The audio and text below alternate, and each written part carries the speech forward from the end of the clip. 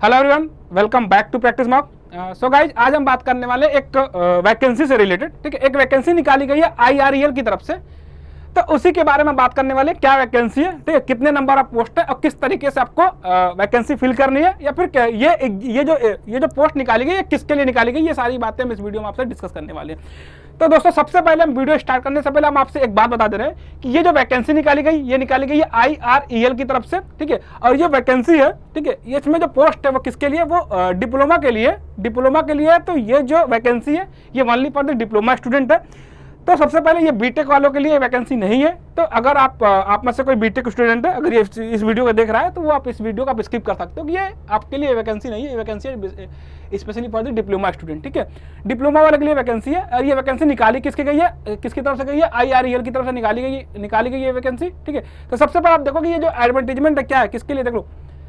आप देख सकते हो कि एडवर्टीजमेंट नंबर कितना है, ये देखो 2023 का है। ठीक है, तो advertisement for the recruitment of various post of non unionised supervisory trainee. तो सबसे पहले आप देखो ये जो वैकेंसी है वो किसका, सुपरवाइजरी ट्रेनीज की है। ठीक है, post of freshers S0 grade. ठीक है, ये वैकेंसी है। हम आते हैं सिंपल से, जो सबसे इंपॉर्टेंट पॉइंट है, सर आपका कितने नंबर ऑफ वैकेंसी है और क्या सारी बातें, ये सारी बातें हम आपसे डिस्कस करेंगे। ठीक है, सबसे पहले इंपॉर्टेंट डेट की बात देख लो कि ये जो वैकेंसी ओपन हुई है, जो फॉर्म फिल करने की डेट ओपन हुई वो आज से ही हुई है, यानी कि 30 अक्टूबर से, मतलब 30 अक्टूबर से ये वैकेंसी आपकी क्या हो रही है, आप आज से फॉर्म फिल कर सकते हो। और इसका जो लास्ट डेट है, ठीक है, लास्ट डेट जो है वो कितना है, 14 नवंबर है।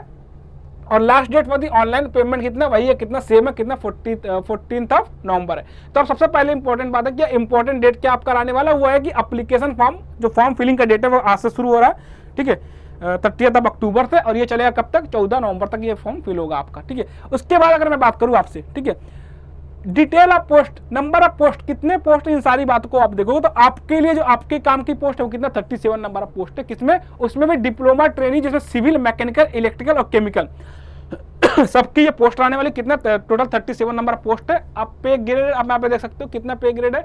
S1 के लिए पे ग्रेड कितना है, ठीक है, तो ये आपका पे ग्रेड है, देख सकते हो कितना, 25,000 से लेकर कितना 68,000 तक है। और आपका एज लिमिट कितना है, 26 ईयर है। ठीक है, एज लिमिट देखना 26 ईयर आपके पास है, तो आप ये भी चेक कर सकते हो एज लिमिट क्या है। बाकी अगर मैं बात करूं इन सारी बातों का, ठीक है, बाकी रिजर्वेशन देख सकते हो। जनरल की टोटल नंबर ऑफ सीट कितनी है, 22 सीट है, 22 नंबर ऑफ सीट है। तो ये सारी बातें हैं। तो आप एक बार चेक करना, जो वैकेंसी है only for the diploma student, उसमें भी डिप्लोमा ट्रेनी की पोस्ट है, और सिविल, मैकेनिकल, इलेक्ट्रिकल और केमिकल, इन सबके लिए है। टोटल नंबर ऑफ पोस्ट मैंने आपको बताया, आई थिंक 27 था। ठीक है, टोटल नंबर ऑफ पोस्ट कितना था, 37 है। ठीक है, ये सारी बातें हो गई। अब आप चेक करना कि किस तरीके से, हाँ, क्वालिफिकेशन आप चेक कर सकते हो। जो डिप्लोमा वाली पोस्ट है उसके लिए क्या, 3 years diploma in civil, mechanical, जो भी आपका ब्रांच है। ठीक है, जो भी आपका ब्रांच है आपका क्या होना चाहिए, 3 साल का क्या होना चाहिए, डिप्लोमा होना चाहिए। तो डिप्लोमा वाले के लिए तो सिंपल सी बात है कि आप अगर, जब तक आपका डिप्लोमा क्या होना चाहिए, क्वालिफाई होना चाहिए, यानी कि आपके पास क्या होना चाहिए, डिप्लोमा होल्डर के लिए वैकेंसी है। ठीक है, उसके बाद अगर आप देखो, ठीक है, उसके बाद अगर आप देखो, ये सारी बात हो गई।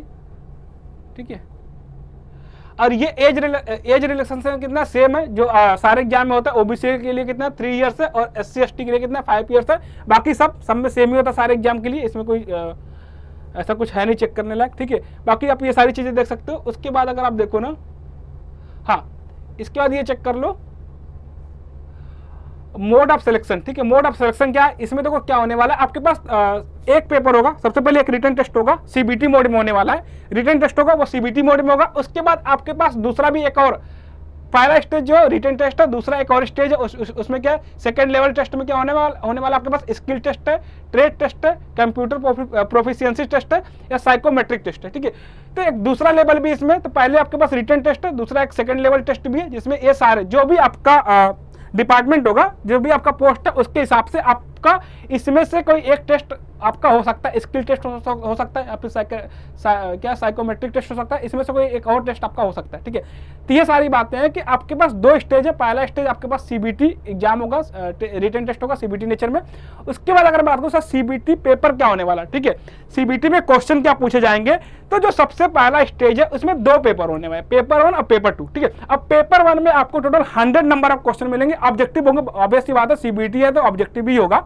तो ऑब्जेक्टिव के टोटल 100 क्वेश्चन पूछे जाएंगे, जिसमें आपका जो भी रिस्पेक्टिव ब्रांच है, जो भी आपका रिस्पेक्टिव डिसिप्लिन है, उसी से क्वेश्चन पूछे जाएंगे।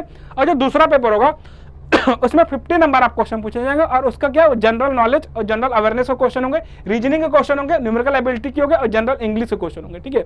और सारे मल्टीपल चॉइस क्वेश्चन आपको मिलेंगे। 100 मार्क्स के पेपर होंगे, 100 मार्क्स के पेपर होंगे, 100 नंबर कितने, पहला पेपर कितने होंगे, 100 मार्क्स के होंगे, और पेपर 2 कितने होंगे, 50 मार्क्स के होंगे। मतलब ईच क्वेश्चन 1 मार्क्स के होंगे, और यहाँ पे कोई भी निगेटिव मार्किंग आपके पास नहीं है। यानी आपका बात ये हो गया कि आपका जो पेपर होगा 2 स्टेज में होगा। पहला तो आपके पास रिटन टेस्ट हो गया, सीबीटी नेचर में होगा, और दूसरा क्या हो गया, आपके पास जो भी आपका आपके पोस्ट के हिसाब से एक टेस्ट है, सेकंड लेवल टेस्ट है, आप चेक करना है, उसमें आपके हिसाब से बहुत सारे 2-3 ऑप्शन है, इसमें से कोई एक ही होना है, ठीक है। तो वो पोस्ट के हिसाब से होगा, आपका जो पोस्ट है उसके हिसाब से देखा जाएगा। बाकी आपके पास जो पेपर 1 में पेपर होने वाला 2 पेपर होगा। पेपर 1 कितने के 100 नंबर ऑफ क्वेश्चन होंगे। क्या क्या होगा, आपका जो रिस्पेक्टिव ब्रांच है उससे क्वेश्चन पूछे जाएंगे, और जो दूसरा पेपर होगा वो कितने को 50 मार्क्स के होने वाले, ठीक है। ये सारी बातें हो गई। अब अगर मैं बात करूं सर, हाँ इसमें मिनिमम क्वालिफिकेशन वाली भी क्राइटेरिया है, ठीक है। मिनिमम क्वालिफिकेशन कितना है, जनरल के लिए कितना 40 मार्क्स है ईच पेपर में, और SC ST के लिए कितना 35 मार्क्स है।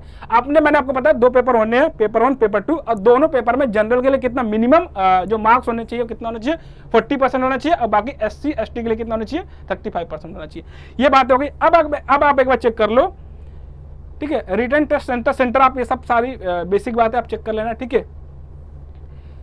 बाकी एक और बात, एप्लीकेशन फीस आप चेक कर लो कितना 500 रुपीज है, ठीक है। 500 है तो एप्लीकेशन फीस आपके पास है कितना 500 है, ठीक है। बाकी I think application fee once paid, ठीक है। फीमेल SC ST इनके लिए क्या है कैंडिडेट, ठीक है। देखो सिंपल सी बात है, जनरल और EWS और OBC के लिए जो एप्लीकेशन फीस है 500 है। बाकी SC ST और वीमेंस के लिए क्या है, वो एप्लीकेशन फीस क्या है, कोई भी एप्लीकेशन फीस नहीं है, ठीक है। ये सारी बातें हैं।